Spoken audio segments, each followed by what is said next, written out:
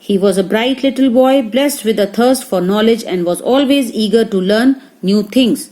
He was a very intelligent boy who was always interested to learn new things. He really worked hard and was active, very active person. He remained active until the last day of his life. He was delivering a lecture at the Indian Institute of Management, Shillong on 27 July 2015 when he collapsed and was rushed to the Bethany Hospital where he was confirmed dead of a sudden cardiac arrest. He really worked hard and was active till his last day and last moment of his life.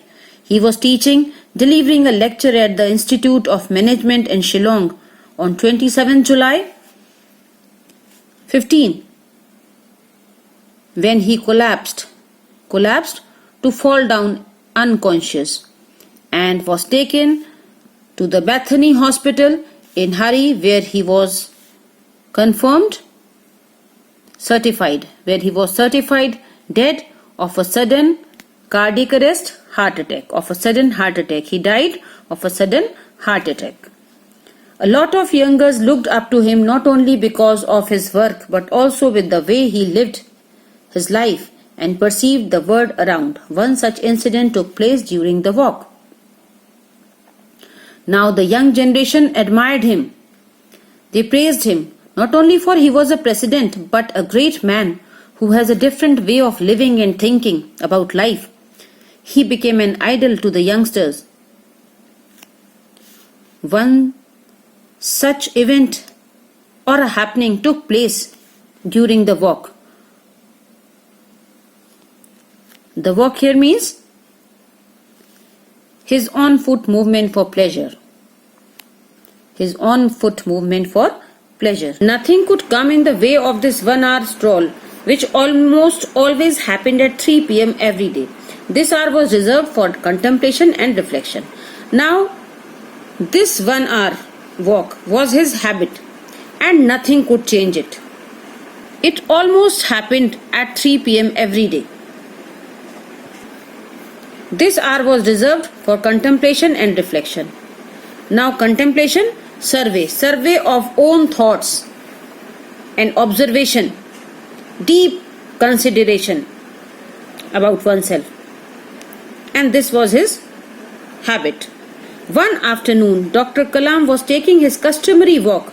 Now customary walk, a habitual walk that he does daily with one of his dear students, Srijan. Now he was walking with his dear student Srijan. While discussing some ideas about an upcoming book, having a discussion with Srijan about his upcoming book, Actually, he wrote many books, and one of his famous book was Wings of Fire. He was a great author. Dr. Kalam suddenly gestured Srijan to stop and asked him to turn back. Now what happened? Dr. Kalam suddenly gestured. Now while walking, he waved his hand to stop and asked him to turn back. This was so unusual that Srijan couldn't understand. Now this was so uncommon. Srijan couldn't understand. He was surprised. What happened? He looked around, trying to find what Dr. Kalam saw. Now he was trying to find out what happened. Why Dr. Kalam asked him to turn back. He didn't see anything odd. But he couldn't saw anything strange. He asked Dr. Kalam, "Why did you change the direction? Why? Why you asked me to turn?" Dr. Kalam pointed towards the rose bush.